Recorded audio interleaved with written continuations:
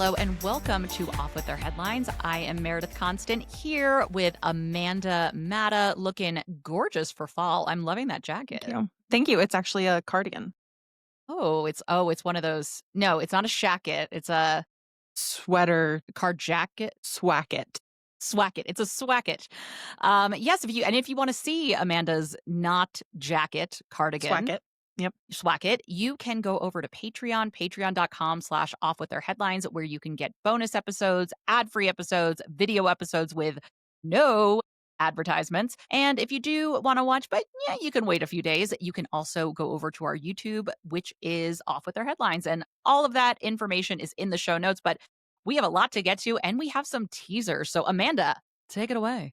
Yeah, we are always looking to expand our offerings as this is our first year of Off With Their Headlines, which is crazy. What? We're coming up on our 1-year anniversary. But in the spirit of growth, we are very excited to announce we will be adding a little mini episode every week. We're going to call it Friday News Dump. And it's exactly as it sounds. We will be recording on Friday mornings just so we can get all of the last minute news into the podcast feed before your weekend. Because as often happens, no matter what day we pick to do this podcast, something is going to happen at an inconvenient time. So we just decided, let's do a little extra and just give you a little something. Extra. Let's be extra. Little something to start your weekend. And we also have another something. Yeah, I was recently in a consignment store and I said, I have to take those home with me. I found a whole stack of royalty magazines from 1999, which, it's 25 years ago. So we put those on the Patreon and asked them to pick one for us to flip through. And we have picked volume 16, number 3. If you're watching the video, you can see. The headline is Splendor. Russian Splendor, a princess in St. Petersburg. But we also have headlines like, is there a palace vendetta against Sarah Ferguson? How William and Harry will carry on the Diana legacy. And Sophie, a countess under fire. So I'm excited to flip through this, see what was the hot topic of 1999. What were we trying to turn into a big, big scandal? It just so happens to be Sophie. She gets a 2-page spread here. Did the palace take a hard line with Sophie, the PR countess? So I'm very excited to dive into that on Patreon. That things change, but they really don't. And we can add some really good context of where we are with the monarchy at this point, what's going on with Charles and Camilla. And we're about, a year and a half, 2 years after Diana's death. So I think that's going to be I cannot wait to read these articles and discuss them with you. So if you want to get that episode, that is over on patreon.com. Absolutely. This also, I think, has the first iteration of Paul Burrell, Diana's former butler, trying to make himself happen. So yeah, we're still exciting. Doing it. We are still doing the rounds. That'll be over on Patreon very soon. So head over there, patreon.com/offwiththeirheadlines, if you would like all of that fun additional content. But with that said, we have some still fun, but more weighty topics to get into today. It is all over the place. It is very much a Mercury and retrograde episode when you look at what's going on, from punctuation to, the fall of the free and fair press. So, just one of these things is not like the other. So we're going to kick it off with what's going on with the BBC. Because you might have missed this story because it's about the royals, but it's also not. It's about a larger story about the media. And I can't stop thinking about specifically when in one of Harry's cases against one of the media conglomerates in the UK, he said that a free and fair press is the bedrock of any democratic society. And I think we can all agree with that. I certainly believe that. So what's happening at the BBC is an ongoing story. It culminated with the resignations of, on November 9th, 2025, BBC Director General Tim Davie and News CEO Deborah Turnus. And it was over a leaked memo to The Telegraph, which is a well-known conservative paper in Britain. And the big headline from this was that in a panorama documentary before the 2024 election in November that saw Donald Trump elected for the second time, they put out a documentary where some of his speech was edited in a way that certainly isn't poor taste, but maybe not the accusations. Like, it was spliced. It was different parts of things that Trump actually said, but at different times and not all on the same day.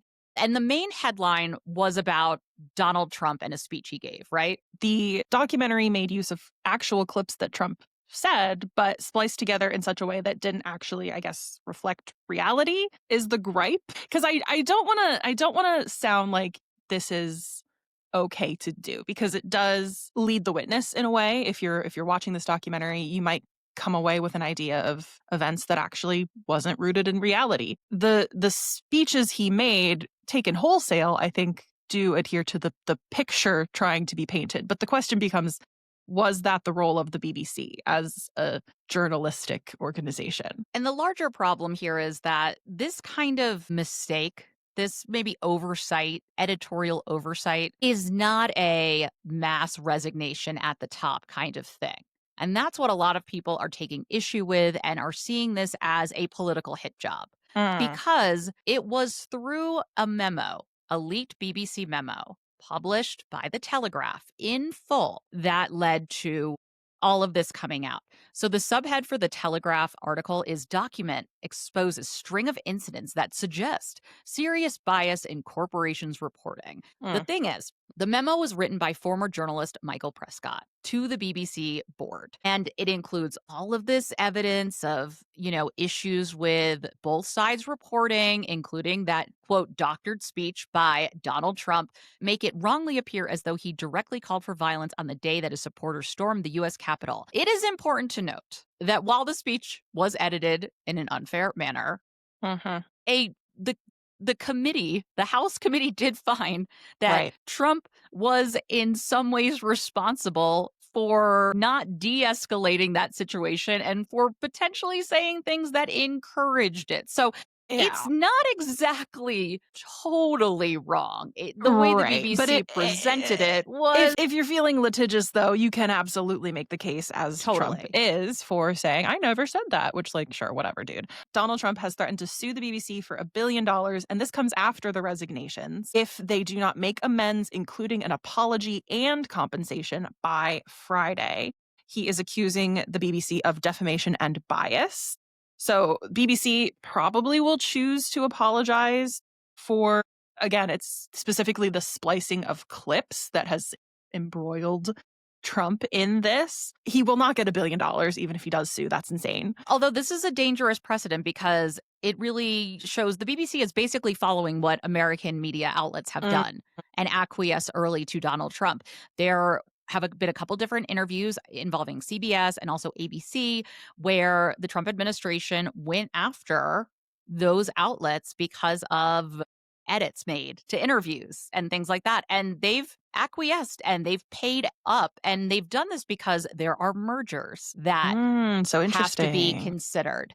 And the FCC is no longer this unbiased, nonpartisan entity. You have to, for all intents and purposes, kiss the ring, or at least that's what media outlets think they need to do. And so Well, I'm not surprised about the BBC handling it this way. in a climate where anything that casts an unfavorable light on the Republican coalition, that content gets deemed as biased. And that's not how that works.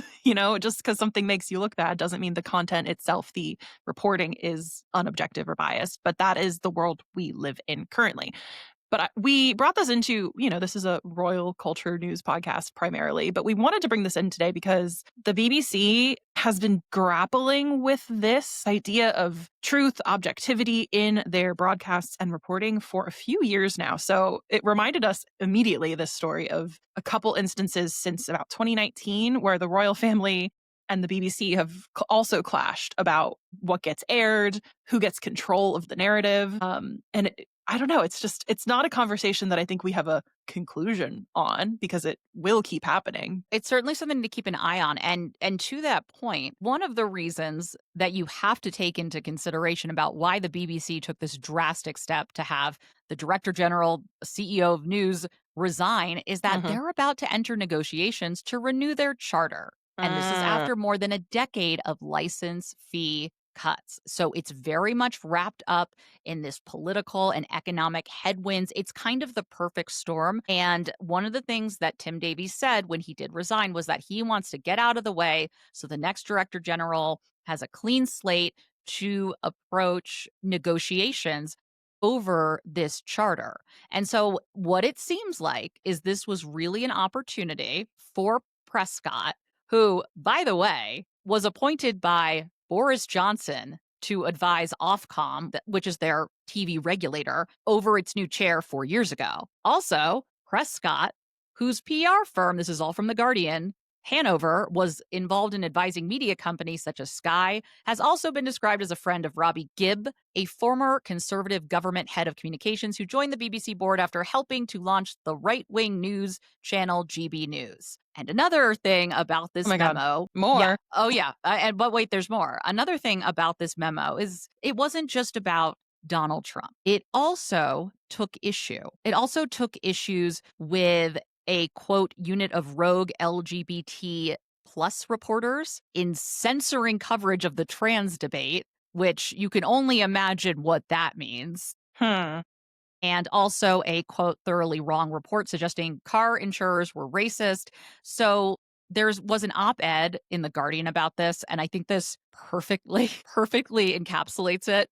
Quote, Prescott stresses he has never been a member of a political party and that his views do not come with any political agenda in the introduction to his 8,000-word note. Yet each criticism of BBC coverage comes from the anti-progressive culture war playbook. End quote. And not to mention, a lot of these instances that were brought up there's already been a back and forth over them. It's a rehashing of some older incidents to make a larger point. And you have to think, why would it be leaked right now? Why is this memo going to be leaked right now that includes this example from a year ago related to Donald Trump? Well, there's a charter review. So the idea that there's nothing political involved in this is so it's just another case of it's almost a dumbing down of media where you can't make these implications that things are racist because it was never inherently said that this is racist, like that kind of thing, which is just so frustrating as people who love media literacy. But let me look back really quickly.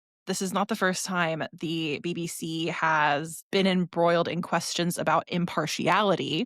In 2023, after the coronation, they allowed Buckingham Palace to basically have veto power over their coronation coverage, which, a little less serious in terms of stakes for a fair and free press, but still, this troubled people at the time. The BBC had to submit material to the palace for approval in all of their royal-themed programming, and Buckingham Palace came back declaring certain pieces could not be used, which, according to one broadcaster at the time, really troubled everyone at the BBC. The negotiations, they said, went right up to the minute, that the coronation was supposed to start. At the time, the coronation coverage was being run by Claire Popplewell, who oversees all of the royal events for the BBC. That year, she was also made a Commander of the Royal Victorian Order in recognition for her work producing the coverage of the Queen's Platinum Jubilee. So it's just an interesting back and forth there between this media company and Buckingham Palace. Then, a few years earlier, you also had the BBC in real time dictating what footage from the Queen's funeral could be used. Apparently, there were WhatsApp groups where, coverage would happen, clips would be filmed. At the event, 5 minutes later, a message from the royal household would come through, either approving or refusing the use of that block of video. So that's how intense this is. Going back a little further, though, you also have the royals feuding and almost threatening to boycott the BBC on a few occasions. The most recent one was when they aired the controversial, among the royal household members, Princes and the Press documentary. That was a good documentary, wasn't it, Meredith? It is so freaking good. Amal Rajan, I believe, was the host of that documentary, and it was a very interesting look into the press relationship with the palace, and it revealed a lot of things. Number one, we learned that Camilla Tominey never went back and asked for confirmation from the palace if Harry and Meghan were dating. No She need. just trusted the source that probably was gotten, through scrupulous ironclad reporting. So, yeah. So that was one of the bombs dropped. And then we also learned more about that whole Tatler article in Yeah. Kensington Palace and Prince William's lawyers fighting behind the scenes. What Anna Pasternak told me, who wrote that article about Kate, Catherine the Great, is that there were things that they decided not to air, that she told them Mhm. about this because of fear from the palace and because, in her words, of palace interference in even that documentary that did air, that was allegedly a somewhat watered down version. Yes, and so the royals, in advance of the airing of The Princes and the Press, they were not allowed to see it because that's not journalistic practice, but they were given a right of reply. And even after the edition that we saw aired, they issued a statement reading, "A free, responsible, and open press is of vital importance to a healthy democracy." I guess they're a democracy, I guess. Yeah, okay. However, too often it is overblown and unfounded claims from unnamed sources that that's not a sentence. However, too often it is overblown and unfounded claims from unnamed sources that are presented as facts, and it is disappointing when anyone, including the BBC, gives them credibility. Okay, yeah, So, the people that are famous for trotting out unnamed sources so that quotes cannot be attributed to specific aides or royals themselves. yeah, Wow. yeah. That documentary was the nail in the coffin for Prince William and Kate, especially against the BBC. That is the year that they took Kate's Carol service, which was supposed to air on the BBC, and they gave it to ITV instead, where it has aired ever since. But that was not their first run in with the BBC. A year before, William made an initial statement when a 2020 independent investigation was announced into the 1995 interview with Princess Diana and Martin Bashir. Williams said the independent investigation was a step in the right directions to help establish the truth behind the actions that led to the Panorama interview and subsequent decisions taken by those at the BBC at the time. So the question was the interview obtained through deceptive means? And the conclusion ultimately came back that yes, the BBC had deceived Diana. Fear, Specifically Bashir. yes, and Bashir maintains that he didn't deceive her, but he did apologize to William and Harry when the inquiry found that the interview was organized using deceitful methods and the BBC fell below its standards. Bashir was the first one to apologize. He said he was deeply sorry to William and Harry, but speaking to the Sunday Times, said he never wanted to harm Diana, and I don't believe we did. Then in 2022, a BBC apology came apologizing again to William and Harry and also Charles. That was delivered by Tim Davie, the Director General of the BBC, who said in a statement that the BBC would never show the Panorama interview again, nor would we license it in whole or in part to other broadcasters.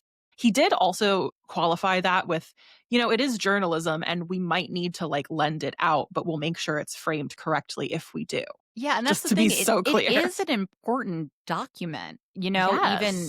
even, questions around how it was obtained. But note that William's statement wasn't about the actual contents of it, although famously, Harry and William had very different reactions to the apology from the BBC and from this investigation into it, in Mhm. which Harry says it's just, this is another example of how my mother suffered from the press, etc., what she was going through. Williams was a little more, I have to This remember the isn't enough. institution, the Yeah. institution that I protect. And, this led to her paranoia, which a lot of people took issue with him saying, Yes, and I do remember very that. different statements about it. It was, and it really kind of made it very clear that William thought at the time the media was the cause of his parents' marriage crumbling, her paranoia, all of this, and it's just like, well, that was a factor, certainly, but I don't know if that's the conclusion we can take away. It was just a very interesting conversation at the It time, is I remember. Go back and watch that and watch Yeah. his clip and then go and look 'Cause up he's what speaking Harry to a said. camera, which is Yeah, so he is. interesting. Yeah, it's So weird. interesting. So, yeah, just interesting media things happening. Watch this space, I guess, in It general. still coming. Yeah, we'll see what happens. But speaking of controlling the headlines, Meredith, you brought me an obituary this week, which on this show is something we would love to see die in media, culture, etc. So, what media mechanism are we writing an obituary for this week? Listen, I'm going to hold your hand while I say this. People do not get their own dedicated weeks. They don't. Royals do What? not get their own dedicated weeks or Well, what does days. that mean? Do you mean like Prince Charles or King Charles week, or do you mean like I mean, for example, for me, appreciation week? Prince William having a very special week in Brazil for Earthshot does not mean that nothing else occurs in the royal sphere. I think we have some royal experts who I've got a little slap happy on Substack. And Not naming names. it's really hard to put out dozens of pieces a day without it becoming ridiculous after a while. And the number of pieces that were like, Prince Harry steals the thunder from William by Found a really announcing a good one. Canada trip. Oh, which one did you find? I found one from Radar, which Chef's Kiss just remarkably bad. Okay, and then I'm gonna all find. over. Hold on. Yeah, read. I'm gonna find the other one too. Okay, read me that one. So I found one from Radar that was just Chef's Kiss remarkable.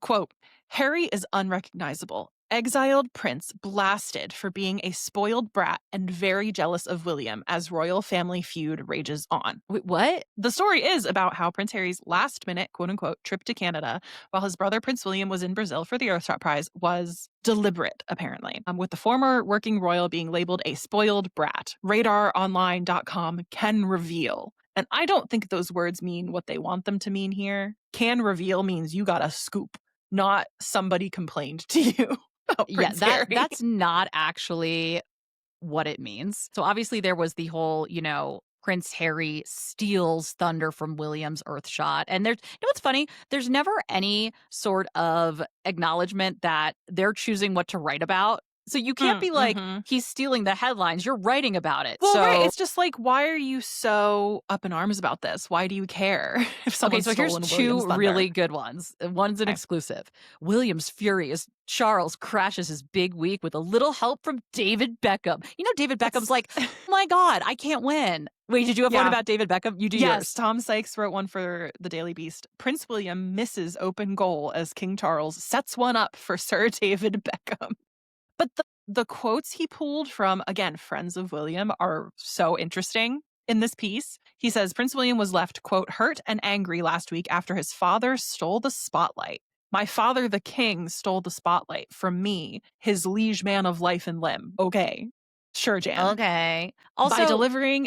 I'm sorry. I'm so sorry. I no, have more. Please, you need to keep going. By delivering a headline-grabbing knighthood to ex-footballer David Beckham at the same time as William's Earthshot Prize was kicking off in Brazil.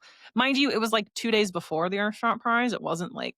Anyway, William has spent 5 years turning the prize into his signature platform. Even though Beckham's investiture was planned long in advance, the timing was seen as a snub, the royalist has learned. The decision by King Charles to knight Beckham on Tuesday, 14 years after his name was first floated for the honor, was greeted by William's friends with disbelief. Quote, of all weeks, this was the one week he needed the family to be pulling for him. Instead, it felt like they were pulling against him. He was left hurt and angry. The family sabotaged it from beginning to end. It was pathetic, like the worst of the bad old days. You are not making your friend look good. Oh, don't say this to anyone. No, this is absolutely bananas because everything that's being discussed are things that are planned in advance. That's exactly it. And they talk about Harry and Meghan also did their stuff. And William is used to being irritated by the Sussexes. What stung him much more, we understand, was the competition from inside the tent. David Beckham has waited 15 years, said a former courtier, and they had to do it this week? When you think how gracious William has been, paying tribute to his father's work in his speech, it's a slap in the face. Yes, sir.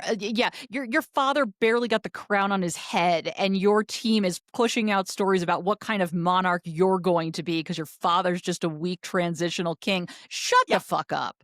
The king's allies insist... No, you're good. Ooh. The king's allies insist it was a coincidence without malice. His Majesty is immensely proud of his son's work, a friend of King Charles told the Daily Beast. Investitures are scheduled months in advance. Can someone please tell William we need to start planning better? Planning ahead, understanding that other things might happen, and it's not a knock on you. I would say...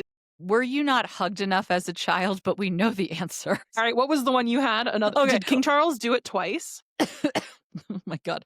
Here is truly one of my favorite ones. I can't even read it because it's ridiculous. So speaking of stealing thunder, where else was it happening? Thank you. King Charles leads national 2-minute silence as Harry and Meghan party with the Kardashians. Subhead: Harry's decision to attend a party while his family honored war dead was inexplicable and unwise. To which I will say. What? Okay, to which I will say. Girl, do you want Harry and Meghan to represent the royal institution or not? What do you want? They cannot now you said win. it. Also, did you time this? Did you do the time difference? Like, was he literally doing this during that 2-minute silence? Yeah. Also, I thought that Harry honoring veterans and the, quote, war dead in Canada was a problem because it stepped on William's shoes. So they can't win. What is it? No, I have the best one. This is the craziest connection for SEO. No, it's not. Okay. Mine is going to beat it. I'm so sorry. Okay. From the Mirror, Meghan Markle and Prince Harry steal Kate's thunder in shock move on rare joint visit. The Duke and Duchess of Sussex made a rare joint red carpet appearance last night to accept an award for their charity work, and their speech seems to have awkwardly clashed with one of Kate's projects. Now, this story is a month old. This is when Harry and Meghan accepted an award for being Humanitarians of the Year. Okay, yeah. Do you remember what project Kate was doing on October 10th? Was she talking about how we're all bad parents because we got to answer emails because of late stage capitalism? Yes. Kate re-releasing photos from an engagement. She didn't I don't think she did the engagement in real time, and putting out an essay is what Harry and Meghan stole her thunder from. I think you should be grateful that Harry and Meghan appeared on a red carpet because that essay was tone deaf as hell. That essay was trash. You should be thankful that Meghan and Harry gave you something else. I know it's funny. I remember from the time that there were other articles saying Harry and Meghan reinforce Kate's point about children or something, when it's like actually they're taking two very different approaches to technology and how to protect children. Yes. But anyway. We don't want to talk about that because it legitimizes.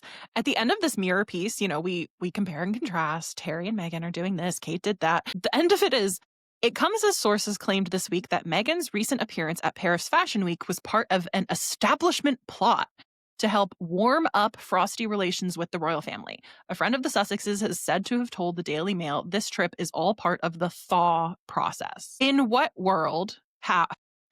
What? Who said that? How does that work? Paris we never Fashion Week. That was part of an establishment plot to checks notes, get in good graces with the royals. Words make sense anymore. Time has no meaning. Establishment plot means nothing. Yeah.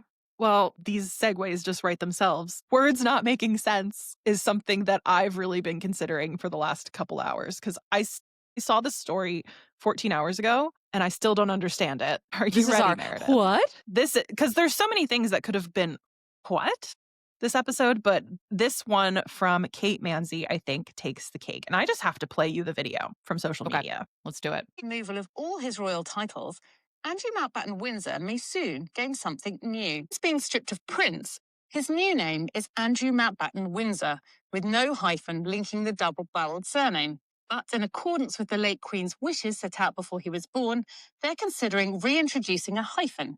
The marriage certificate for Princess Anne and the birth certificate for Archie Mountbatten Windsor both clearly use the hyphen. Some historians feel that now Andrew has lost the titular dignity of Prince, he ought to be known as Mountbatten Windsor, with a hyphen.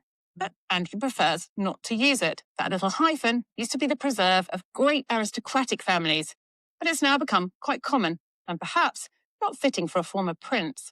So while Andrew may have lost his royal dignity, he could soon gain grammatical integrity. Talk about a slow news week. Wait, what? Wait, hold on.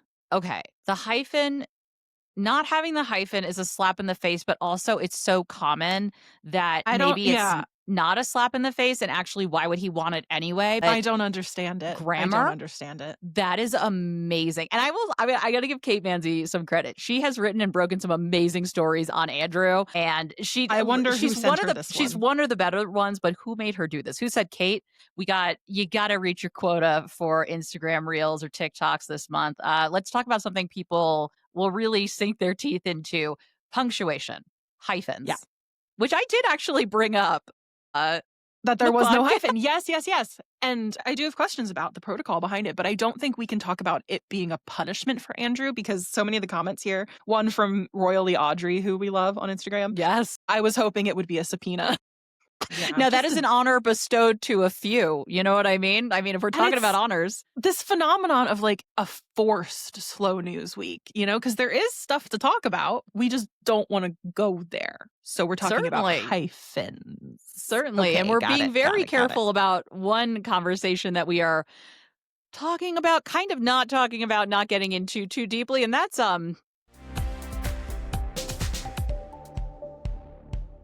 Amanda, we were wrong about something. And I can't stop thinking about it. Yeah, I'm we never were wrong. I know. Were we? Take a deep breath. It's going to be okay. I'm here with you. Okay. Remember, was it last week when we said Princesses Beatrice and Eugenie they're in the family. Listen, they're in the fold. They are fine. They're going to need to take some time off though. Okay. Maybe we're going to see them in 2027. As of right now, that just lives on the Patreon. So it's like it never happened. It's like it never happened. See, I don't even remember where things live. So I could have just made it up like we had been correct the whole time. I didn't think the grace period for the princesses would be a few days.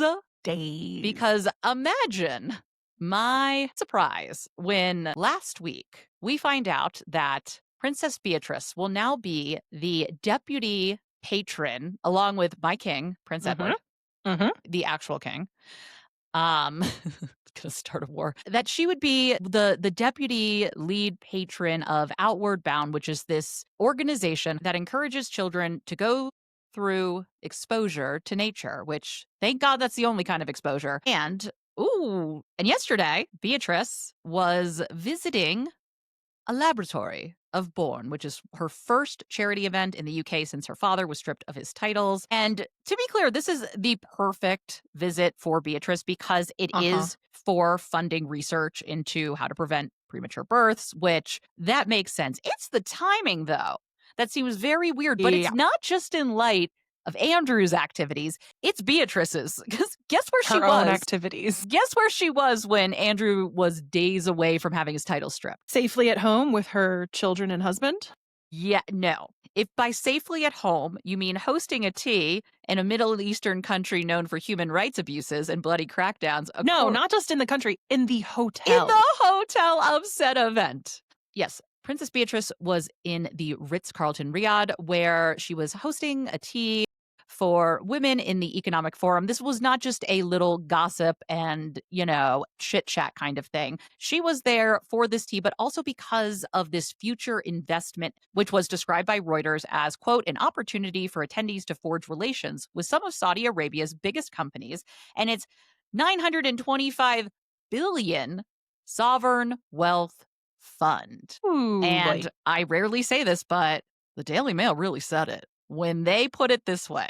Is the elder daughter of the Duke of York unofficially resuming her disgraced father's old role as UK trade envoy?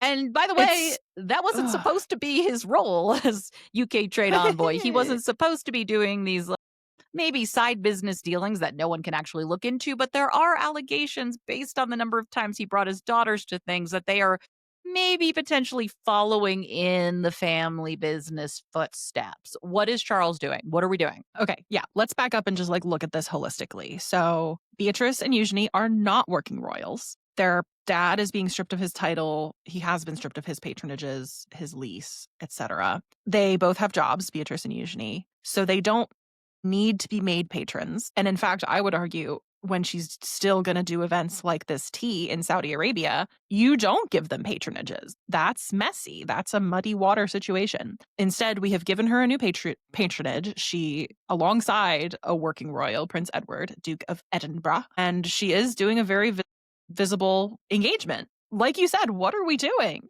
Another point, though, I saw raised beyond this quasi 1 foot in, 1 foot out working royal arrangement, Beatrice is still a counselor of state as well.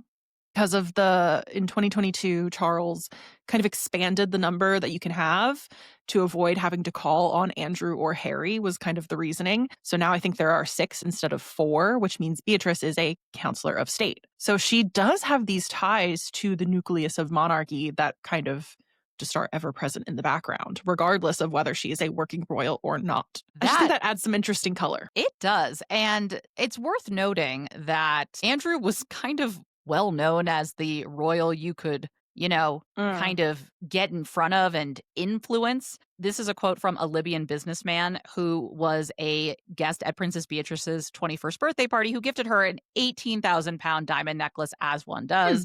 As you He do. apparently boasted that he could influence a senior royal like Andrew to support certain commercial projects. And so you have to say, if he can do that, like, it's not like these business people are like, oh no, she's not a working royal. What influence could there possibly be there? Yeah, is history repeating itself And is the it's question. it's almost like the monarchy thinks that people are only going to look at Andrew and his, quote, his errors in judgment as it relates to Jeffrey Epstein and the allegations of SA against him. There's also business accusations, financial accusations against him. And that potentially opens up the entire monarchy to a lot of scrutiny. They must be so confident in the smoke and mirrors that are kind of shielding that activity, even though we have gotten some illuminating reveals in the last few weeks, I would say. If that's what's sneaking out into the public eye, what is being hidden behind the palace walls would be my question. And it also they must be says so to me, confident it won't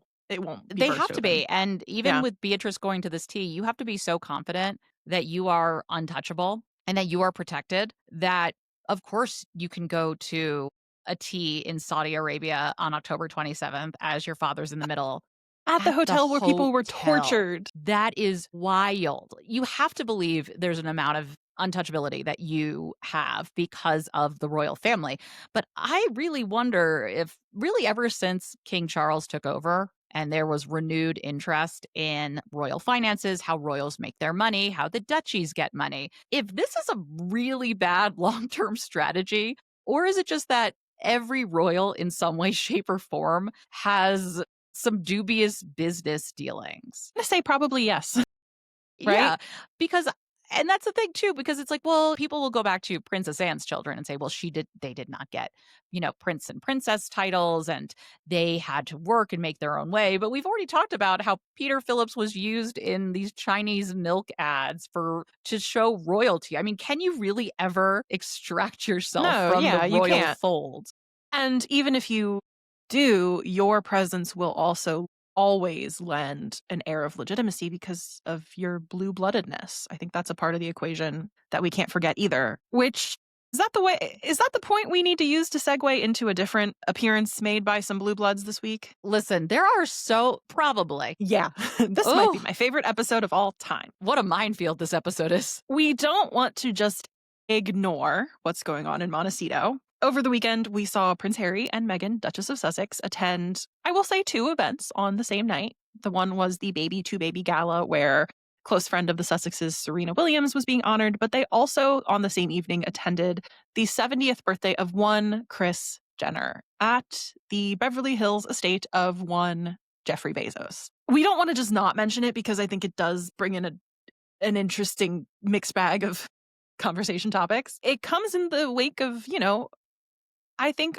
other questions being raised of who are Harry and Meghan for? What are they building their platform into? And how do you have to feel about this if you want to support Harry and Meghan's ability to exist on their own outside of the royal institution? I think that's a good question because what often happens, because this is not a space for nuance, well, this is that the idea is that if you talk about any of this in any sort of critical or questioning way, you are attacking them. And there's this, well, what are they supposed to do? What do you want them to do? Do you hold anyone else to the same standards? Well, I mean, yeah. First of all, not go to the party. Second of all, yes. Yeah. They could also have slipped into the party and not, like, there were ways to go. That's the thing. They were photographed entering the event, and it took a couple days until pictures of them with Kris Jenner came out, and then the picture with Kim dropped because they were making their own posts, the Kardashians.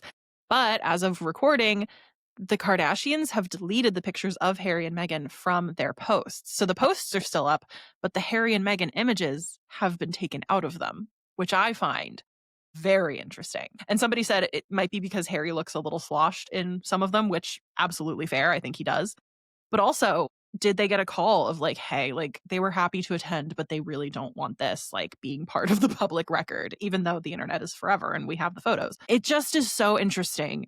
It once again brings in the question of what kind of advocacy can you really do in Beverly Hills, in Montecito, as a millionaire, as a billionaire, when you have to. And I agree, this event would have been good networking for their media arm of their endeavors.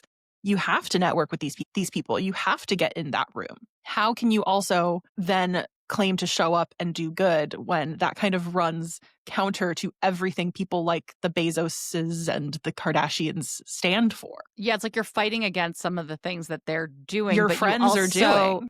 also need access to them because it Right. opens doors. It potentially gets funding. I think it's a very complicated world where you have to kind of decide where your line is. You do, and how to exist in late stage capitalism and in these elite circles, you know? Yep. And Meghan and Harry have made it very clear that I think money talks for them. And they are still in that period where they're building up their public persona. And also, we are told, not looking at criticism online. They are just existing the way that they feel they should be existing. And for Harry, coming out of the royal world where oligarchs and tea parties in Saudi Arabia are apparently okay, this is not surprising. Yeah, and that's why that Jezebel article that I did send you, it didn't surprise me, but it did give me food for thought of basically the headline is like, it doesn't even ask a question. It says Harry and Meghan traded the monarchy for an oligarchy. And I paused for a second because how far is the line between those two things? But also, they didn't trade the monarchy. They've made it very clear They still support the monarchy. that they support the monarchy. They wanted to work on behalf of the crown from a Commonwealth country because they did not agree with the way the firm worked with the press and the way they were not protected.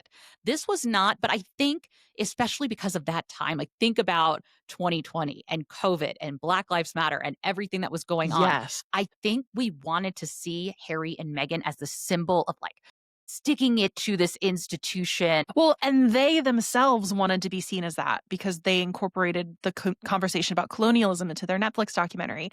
But like you just said, their complaint with the institution started out as, we just wanted the same treatment as everyone else. It didn't start out as, we can't represent a racist institution. We even walked back the word racism in future interviews. Yeah. This isn't us saying Harry and Meghan are the devil. It's just like rich people are always going to rich. They're not going to save us. And when someone tells you who they are, I think you need to believe them. Not crucify them, but just like understand about them that Harry and Meghan have agency and this is what they're choosing to do with it. They're no longer the underdogs. And there is still, it's very interesting, these narratives. Because first of all, there's this narrative around Harry and Meghan leaving the monarchy, which is some of it is just kind of built up. And it benefits them, though, to be seen as leaving. It was masterful. Yeah, no, it's great, but it's not necessarily what they've said if you pay attention to why they said they left the institution. Really unwillingly, they wanted a half and half out solution, according to Harry. And then also this idea that they're still underdogs and scapegoats and perhaps in some ways for the media, but they also have left that system. So in order to both believe that they're growing and they're thriving, you also have to kind of let go of the idea that there's still these underdogs that, you know, can do no wrong and have to be and can't withstand criticism, because I think they can. And I think anyone in power should be able to. They don't care. Yeah, no, they're going to do what they're going to do. We don't even have to get into the nuances of this current moment in our country. Like I think the bigger conversation is that they are not above criticism, which I think we should be able to talk about it. And it was funny because people always say with Harry and Meghan, like, when there's something to criticize them for, yeah, of course I will. It's like, well, where is that line? What will you be? Is it only kicking a box of puppies off the Grand Canyon, or will you find something there too to defend? Puppies. I agree. And it's also looking at, okay, do I not like this criticism because I really, really like these people? What is my deep-seated fear about this being discussed? Especially if it's being discussed by people who aren't out here trolling Harry and Meghan or, doing that kind of stuff. The people normally trolling Harry and Meghan aren't really talking about this party because it flies in the face of the narrative that they've been blackballed from Hollywood, which I think is so interesting. Which is kind of wild, right? It's really interesting to see how it works and how people move around a story depending on where they're coming from and what they're trying to convey. I think it's a really interesting conversation, though, and it's interesting to see how Harry and Meghan are choosing to move. And, like, who can say if you would do differently in that circle, because I don't know. Yeah. And like, these are the same people that are very close friends with Ellen DeGeneres and Portia, who like have been outed as kind of scumbags. So it's just the conversation keeps on spinning. And I'm just glad we get to have it in a nuanced way, if nowhere else but on our podcast. Me too. Me too. Well, shall we close today with a little bit of style talk? Please. So it is Remembrance. I always say Remembrance Week, even though it's not really an accurate moniker. It's Remembrancetide in the United Kingdom. There was some interesting fashion this year, and sometimes when we have these memorial events, I shy away from talking about the fashion. But then I remember the royals use their fashion to attract our attention, so we should talk about it. Yep. So there are a couple outfits I want to bring to the table today. They're at the end of the document if you want to scroll. I've made it to one. You've seen them. Okay, perfect. So first we had Queen Camilla on Thursday, November 6th at the 97th Annual Field of Remembrance at Westminster Abbey, which is basically like a big display of the poppies. She has served as patron for the Poppy Factory for 12 years, and she has also been appointed the Colonel-in-Chief of the Royal Lancers since 2023, which is important here because her outfit for this week, it was a total riff on the Royal Lancers military uniform, but in such a way, and she's worn this dress before, and I said it then and I'll say it again, utterly cosplay. Military costume, not an actual uniform. It was made by, I think, her couturier, Fiona Clare, I believe. I could be wrong on the designer, but it was made for her, like it's custom. It's not a uniform. It's not a dress. It is a dress with chainmail on the shoulders, a red beret with the skull and crossbones emblem of the Royal Lancers, both on the hat and on her dress. We're really going over the top here with this. The skull and crossbones is a nod to the Royal Lancers' motto, death or glory. That's very New Hampshire, live free or die. It's very metal. Like, not just because she has literal metal on her sleeves. Kind of into it. I think we could have leaned into this in a different way. I feel like she said, I heard your commentary on my Spirit Halloween hat, crown headpiece, thing. floral headpiece. And I'm going to do you one better. So do you like this? No. Okay, good. Because I don't. I think it is too much in the realm of a costume. It's like navy blue, and the actual Royal Lancers wear black, but they do have the chainmail on their shoulders. It's, I think, to a level, people were saying stolen valor. Like, it's to a level where, like, you have this military command position that you did not earn, you did not serve. I don't think you should be there in anything resembling the uniform to this degree. I think she was trying to do what Kate did a few years ago with her Irish Guards appointment, where she had the coat made that echoed the uniform, but it wasn't trying to be the uniform. It wasn't trying to blend in with the regiment. It used certain elements from the regiment that kind of paid homage. I think that's what Camilla was trying to do, but she took it too literally. It looks cheap. It looks cheap. It just does. And I know Camilla's gotten grief for some of her typical silhouettes that she'll wear in colors, but let's go back to them, okay?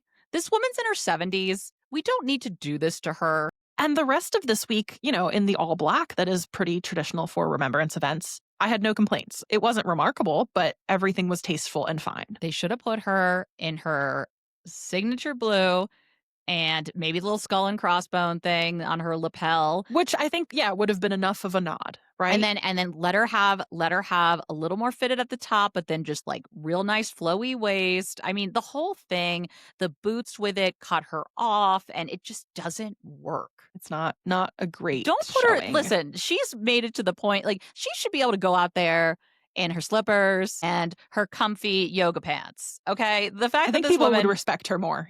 Honestly, if she did that, I'd be like, okay, I see you. If I could see Camilla in like stretchy pants, she could still look nice, but I would respect it. And like a flowy honestly. top. A nice and maybe like a nice wrap, a nice little cashmere shawl. Just let her. She always looks very kind of uncomfortable when she does this ultra buttoned up kind of thing. I agree too. I think she knows what she wants to do. Let her stick to it. I also think at a certain point, like with the Queen, they just figured out we're just going to put her in skirt suits in really bright colors with matching bags, and that's going to be your thing. Yeah. Just find your thing and stick to it, but it's not this. Stop it. Well, someone else has found her thing, and it is Alessandra Rich dresses once again on our radar. So skipping ahead in the week, Kate for the Festival of Remembrance at the Royal Albert Hall. This dress, I said it was giving Ralph Lauren Christmas, Laura Ashley Christmas. This was an Alessandra Rich dress that from far away it's okay, but up close it's just a big old mess. It's like a total Monet. What can you say? It reminds me, so when you have, like, a baby, you, like, slap, like, the Mm. burp cloth over your Aw. shoulder, and this On is like both if 2 burp cloths were on each side. It's like a very big bib. I just Yeah. I she's a texted you beautiful this. woman. I texted you this, and I think I said, Kate is saying, please infantilize me. Please, God. Because think about all of the headlines this week of Prince Andrew and, people fighting over stealing each other's thunder. And Kate's just like, please just like be nice to me. She brought her son. She brought Prince George to this event. She's wearing a bib dress. It really is like, I need to be the least stressful person in this room. I need everyone to just look at me and be like, you know what? Sure. There Fine. was just a way to do this without this big. I just don't believe this is who Kate is. I don't believe she's into these like big bib Fair enough. over the top dresses. I don't believe it. Someone else said that. So Ash, who recently changed her handle to This Might Be Aisha on Instagram, Okay. she made this comment for Sunday at the Remembrance Sunday event where there was also a bib in play. She said, I think maybe Kate is just dressing like an old lady because that's how she feels. Like maybe this is her reflection of how she feels about herself in this institution. Because her off-duty looks, some of them are a little like mumsy and older, but they're not to this degree. And I No, did they're put in not. here, specifically the Alessandra Rich dresses are the ones I have problems with the flounces and the peplums and the puff sleeves. I put the one from Jamaica, her No. popcorn dress. It looks like cosplay. This one was, I think I doesn't do said it. she was trying to be like a black auntie at church on Sunday, like, because this was when they were leaving Jamaica. No, and that was a trip. Why did this happen? And again, Alessandra Rich dresses, I don't know why she likes them. There are designs from Alessandra Rich that don't look like this. I have looked on the website. I've picked out ones that she would look amazing in. She always gravitates towards Not the granny listening dresses. to you. She's not listening to me. You did make a really good point on your Instagram, though, that I thought about in terms of when you looked at Kate with the family in the bib dress. Yes. That she looks like she's a part of like the senior men in the family because of that white, because the royal women are in all black. And so she stands out as like almost, I mean, your eyes gravitate towards her more than anyone else. And part of it is that white bib. Yeah. And Alex made that point too. So shout out to Alex. We love you, girl. But the white collar motif, yeah, it does really echo like the men's white shirts. And I also honed in on her poppy pin, and she wore her pin that she got earlier this year when she became the patron of a ship in Scotland, the HMS Glasgow. So she's wearing this big badge underneath her poppy. It's a very large like assortment of regalia, which you don't always see on royal women at evening events because women don't wear military medals with their evening dress the way that men do with their suiting. So I looked at that too, and I was like, she is like, as much as she looks infantilized with this bib situation and the hair down, which we saw all weekend too, she is still like a presence and a fixture in the royal institution with this like insignia she gets to wear. So it was just an interesting moment. I think we could have done this look in a way that wasn't like everything. Even if it was like a sharp, do a shirt off. under a dress, like do a suit. I don't care. Or a smaller collar, or have more like white lace details at other parts in the I don't know. I just yeah. Well, lace details is what she gave you on Sunday. So are you happy with that as well? Holy Napoleon. So Remembrance Sunday, and again, this is a very solemn day. It's probably the most solemn day in the royals like annual calendar. Tom Sykes tried to say that it's the most important day on the annual calendar for the royals. I'm like, I don't think that's true. I think you're just saying it because Prince Harry also wanted to do something this week. But it's a very important, very formal event. So all of the royal women stand on the balcony overlooking the cenotaph while the royal men and Princess Anne sometimes lay wreaths in remembrance of the war dead, as we might say. And so she's wearing a black coat that she's worn before. So we know that the little ruffled collar is not part of the coat. That's something she's added. So she's added a ruffled collared shirt, I guess, or dress underneath, and then tucked the little lace bib into the coat. I don't think we should have done that. I said it's giving like Queen Victoria, but not in a chic way. It's hanky. We got to get a stylist back in.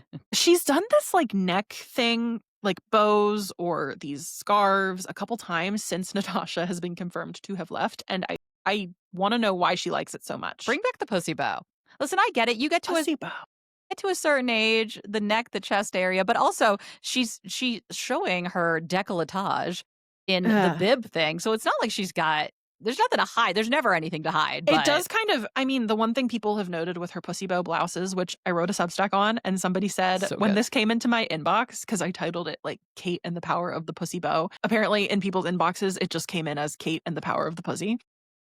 But one thing people noted with that when I wrote about it was it fills out your figure a little bit. So maybe it's her way of That's a very good point. Yeah. Yes, because she's always been long and lean. But of course, there are comments about her weight, especially since her cancer treatment. So that might be one theory. I just don't think this iteration of it looks very good. And then today, as we're recording, Tuesday, Armistice Day, she represented at, where was she? People Magazine. Tell me where she was. Where was Kate? At the National Memorial Arboretum's Armed Forces Memorial. And this is an event that is normally reserved for blood royals. I don't know what everyone else was doing today. It's a slimmed down monarchy, okay? Listen, Kate is the one who showed up. She observed the 2-minute silence at 11 a.m., which is customary, and then laid a wreath commemorating those who died in service and all those who have served in the armed forces. This outfit also used a coat that was a repeat, and I love this coat. It's the one that has the little tassel embroidery. I love it so much. And this, again, is how you can do military inspiration without it feeling like a costume. This is the level of camp, and I know it's a serious event. I'm just remarking on the fashion. But the drama is what brings you in. The drama is there. The hat is big. There's a bow on it, but everything, like the lines are nice and crisp, and there's just a little bit of adornments. It's tailored to an inch of its life. The whole thing, yes, all please, the blacks match, which I have to say I love to see, because the hanky I can forgive because it's lace and it adds a lot of depth and dimension. But another person who did not match their blacks this week was Meghan at the party. So did Kate steal that from Meghan? I think the Remembrance Sunday thing happened and then Meghan came out. It's a time. It's hard. It's really, I mean, who can say? The time difference. Yeah, it is jarring when you see that it doesn't match. I'm sure there's a way to do it, but it's just, I don't think everyone cares. I care. And it's in my own wardrobe. I'm like, oh, I can't wear those two black things together because the blacks are different. And I like when they all match, which they did for Kate on Armistice Day. So. Yeah, she cleaned up with this look, I gotta say. I think it atones for the other two. And part of it too is we have some shoulder pads, which also create more of a shape, which I think also really helps. And it balances out the hat. I'm here for it. Not a puff sleeve, a nice sharp edge. Yep. Which I think looks great on her. Agreed. All right. Can't wait to get yelled at. Well, thanks for coming along on this ride with us today. That was an episode where we were like, we need to do it. Let's just sit down and have the conversation. All the conversations. In 5 different ways. Yeah. So thank you so much for listening. And a big, big thank you to our Patreon press secretaries, Molly, Nikki, Lulu, and Jessica. You would always make sure our blacks match. Absolutely. And you would say to us, hey, maybe don't host this tea party at the hotel where the Saudi regime tortured members of the family and journalists. Maybe that's not a good idea. Maybe we can sandbag it. You would say it so gently, and you would do it in a compliment sandwich. So we would accept the critique. Yeah. And to our crown jewel, Sir Christopher of the Order of the Baby's Breath, which was bequeathed on him during William's week. How dare he steal his thunder? Thank you so much for your support. And if you would like a shout out of your own, you can join at an appropriate tier over on Patreon. And if you don't want a shout out, you can still join our Patreon. You can tell us when you join, please don't talk about me in public ever. And that'll be fine too. We'll I did not anticipate this, Meredith and Amanda. It's getting weird. All right. Well, we will join you back this week. Same time, same place, same feed for our us on Friday news dump. So stick around and we'll see you later. Watch there be no news this week. Like absolutely nothing for us to talk about. Camilla's got to wear something weird. Bye, everyone. Bye.